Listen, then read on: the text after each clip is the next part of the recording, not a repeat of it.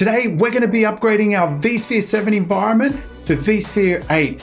And if you remember back in October of 2022, when VMware released this notification saying that vSphere 6.5 and 6.7 is out of general support, everyone was rushing to upgrade their vSphere environments. Now, there's nothing to fear because we are in April 2024 and end of general support, according to the VMware website, is April 2025. So we have plenty of time. Behind me here is my vCenter 7 server. I'm going to be logging in here with my administrator username and password. If you're familiar with some of my other vSphere environments, you will know that I run my vSphere labs within a nested environment. So what this means, if this is unfamiliar to you, is that I have a vSphere environment, and within that vSphere environment, I'm running another vSphere environment. And that's exactly where we are here today. A few things that I want to highlight before we move on to our vSphere 8 upgrades, and that is the setup of this environment. So we have our vCenter server and it's running version 7.0.3. On the left-hand side, you can see that we have a cluster set up with 2 ESXi hosts and we have 2 Ubuntu virtual machines. Let's click on VM and templates. We have our 2 VCLS virtual machines that are created when you enable DRS on your cluster. I've also created a folder called virtual machines where you can see our 2 VMs are sitting in. And if we move on to data stores, we have 2 NFS data stores called Data Store 1 and Data Store 2. Once again, sitting underneath a folder that I created called NFS data stores. Taking a look at our virtual switch setup, we have 1 VDS and that is called switch 1. Underneath that VDS, we have 3 port groups. The first one being management, the second one being a vMotion network, and the third one being our storage network. The storage network is what's used to connect our ESXi hosts to our NFS data stores. One very important piece of information that you'll need to know before upgrading to vCenter 8 is that vCenter 8 does not support integrated Windows authentication. So if you've connected your vCenter server to your Active Directory domain using IWA, you'll need to transition that across to Active Directory using LDAP. And once you've migrated across to an AD LDAP setup, your configuration should look exactly like mine up on screen here. Now we're almost ready to perform our vCenter 8 upgrade. But before we do, you guys know that it's extremely important that we take our backups. And what's better than 1 backup? 2 backups. For the first backup, this is performed within the vCenter server management UI. I have an FTP backup server, and in the interest of time, I've already completed my backup. Once you've completed your backup, it should look something similar to mine up on screen here. The second backup that I'm going to take is simply a VM snapshot. To do that, I just right-click on the VM, go to Snapshots, and select Take Snapshot. I'll give my snapshot a name of Pre-vCenter 8 Upgrade, and then I'll just click on that Create button. In order to perform our upgrades, we need 2 ISO files. The first ISO file being vCenter 8, and the second ISO file being ESXi 8. We're going to right-click on the vCenter 8 ISO file and select Mount. Once it's mounted, we're going to go into the folder called VCSA UI Installer. And then we'll go into the folder called Win32, and we'll simply double-click on installer.exe. We'll then go ahead and click on Run, and the vCenter Server 8 installer presents us with 4 options. Today we're going to be clicking on the Upgrade option. First up is our introduction. Now the vCenter 8 upgrade consists of 2 stages. The first stage will deploy a brand new virtual machine using a temporary IP address. This temporary IP address is used to copy data from our vCenter 7 server across to our vCenter 8 server. Once the data copy is complete in stage 2, then vCenter 7 is shut down and we can then log into vCenter 8 because the original IP address from vCenter 7 gets migrated across to vCenter 8. And we use the same DNS, same IP address, and we are then good to go. Here we're going to go ahead and click on Next. We'll go ahead and accept the end user license agreement. To connect to our source vCenter 7 appliance, we enter in our fully qualified domain name or your IP address, and then we go ahead and click Connect to Source. To connect to our source vCenter server, we need to enter in some credentials. So go ahead here and enter in your SSO username and password, and we also need to provide the appliance root password here. What we need to enter in here is either our ESXi host or our vCenter server that manages the source appliance. the source appliance being the vCenter 7 server. Once you've entered in the server name, go ahead and enter in your username and password, and then click on Next. We can click on Yes to accept the certificate warning. And now we enter in our VM deployment target. This can be an ESXi host or another vCenter server. Once you have all your information filled out, go ahead and click Next. We're presented with a certificate warning again. You can go ahead and click on Yes. In step number 5, we simply select the folder where we want our vCenter 8 virtual machine deployed in. I've selected mine, so I'm going to go ahead and click on Next. For the compute resource, I'm simply going to select my cluster and then go ahead and click Next. In this step, we need to give our VM a name. I'm simply going to call mine vCenter Lab 8, and then we need to provide a root password for the appliance. After you've entered in all that information, go ahead and click on Next. Here we have a few deployment sizes, depending on the amount of hosts and VMs that you intend to run. Select the one according to your environment. I'm going to leave mine on tiny as this is a lab environment, and then just go ahead and click on Next. Now we need to select the data store where we're going to deploy our vCenter 8 server to. I've selected my data store here on screen, and I'm going to go ahead and click Next. Here we have our network information for our vCenter 8 server. First, select the network that we're going to be connecting into. For me, it's called Site A MGMT. Secondly, we need to put in a temporary IP address. Like I mentioned before, that temporary IP address allows both vCenter 7 and the new vCenter 8 appliance to be powered on and connected to the same network. And then it's going to use that temporary IP address to copy information from the source vCenter 7 server. Along with that, we need to enter in a subnet, a default gateway, and our DNS servers. Once you've done that, go ahead and click Next. We're now at the end of stage 1. Check out the summary screen here, and if you need to make any changes, you can click on the back button. Otherwise, if everything looks good, let's go ahead and click Finish. You can see on the left-hand side that it's already created our vCenter Lab 8 VM.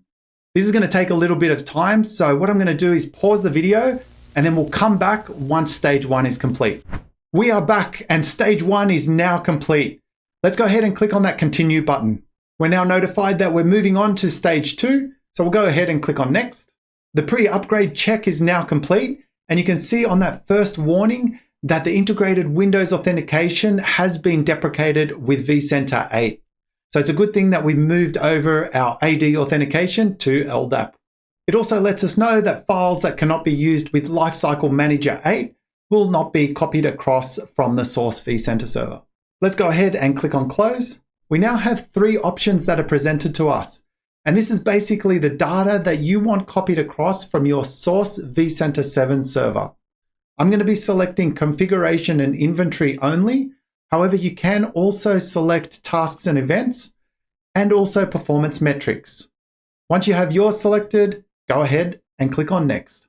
If you want to join the Customer Experience Improvement Program, make sure you have Join selected at the bottom there, and then go ahead and click Next. We're now presented with a summary of all of our settings. Once again, if you need to make any changes, go ahead and click on that back button. We also need to select that I have backed up the source vCenter server, which we did previously. Once you're happy with all of this, go ahead and click the Finish button.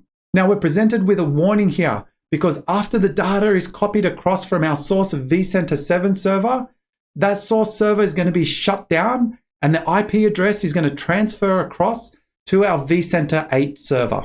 We'll go ahead and click OK here. And the copy process has now begun.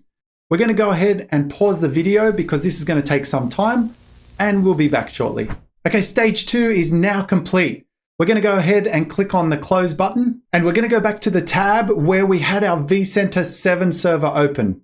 And I'm presented with a connection timeout because the vCenter 7 server did shut down. So let's just click on Login. And this login window looks pretty similar to vCenter 7, but let's enter in our credentials and log into this.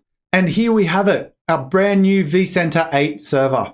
We can see in the center of the screen, we have version 8.0.2. On the left-hand side, we still have our cluster, our ESXi hosts, and our 2 virtual machines. If we go ahead and click on one of our ESXi hosts, you can see that the version of the hypervisor is 7.0.3. So you probably guessed what's coming up next, and that is to upgrade our ESXi hosts. Now we're going to click on the menu button on the top left side, and we're going to go down and click on Lifecycle Manager. We're then going to click on Imported ISOs, and then click on Import ISO.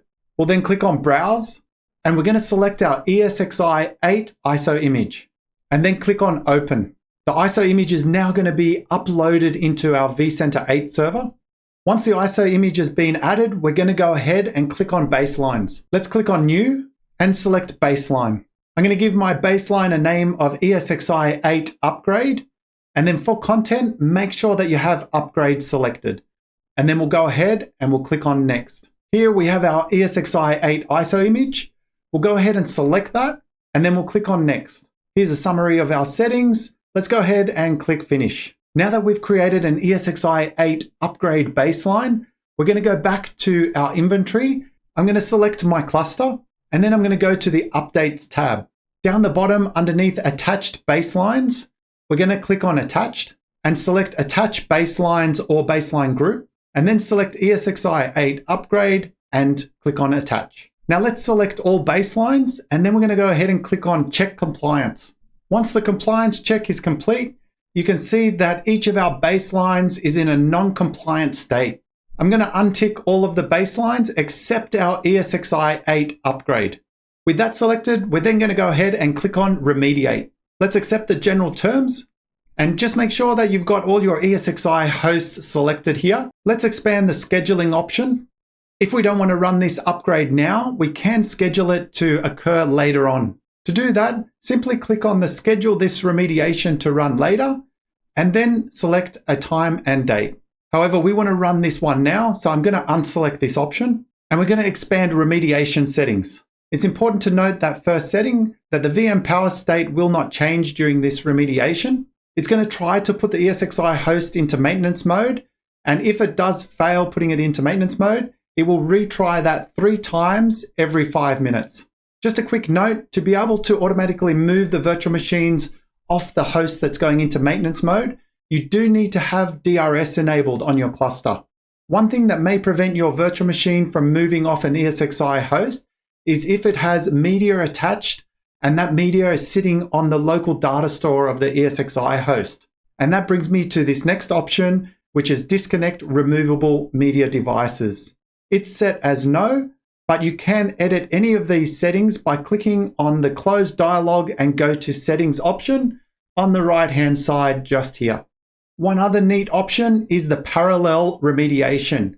Let's go ahead and expand that. Let's say that we have a cluster with a large amount of ESXi hosts, and we can afford to put 2 ESXi hosts into maintenance mode at the same time. We can use this option of parallel remediation to do exactly that. And this will dramatically speed up the ESXi 8 upgrade process. We only have 2 hosts in our cluster, so I cannot do parallel remediation. So we'll leave that option unticked, and we'll just go ahead and click on Remediate. And we can see on screen that our ESXi host number 2 has gone into maintenance mode, and that our 2 virtual machines are still running. Those 2 virtual machines are now running on ESXi host number 1. And we can see it in this screen right here.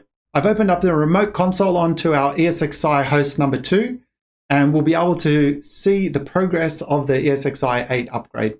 ESXi host number 2 has just rebooted, and you can see on screen here that it is ESXi 8.0.2. On the left-hand side, we can see that ESXi host number 2 is in a disconnected state. It will shortly connect back into the cluster.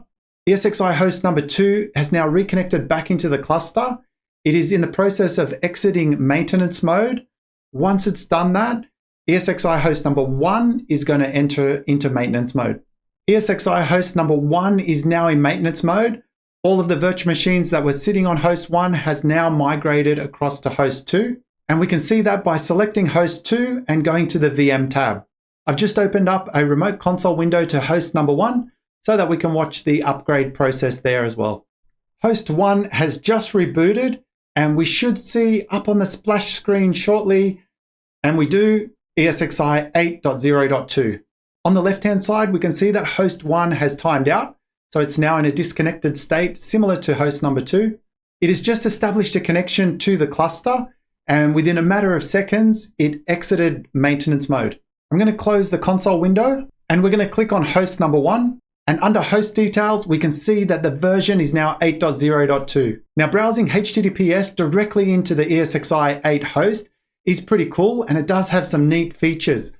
If you haven't seen it before, then I've done a previous video that you may want to check out.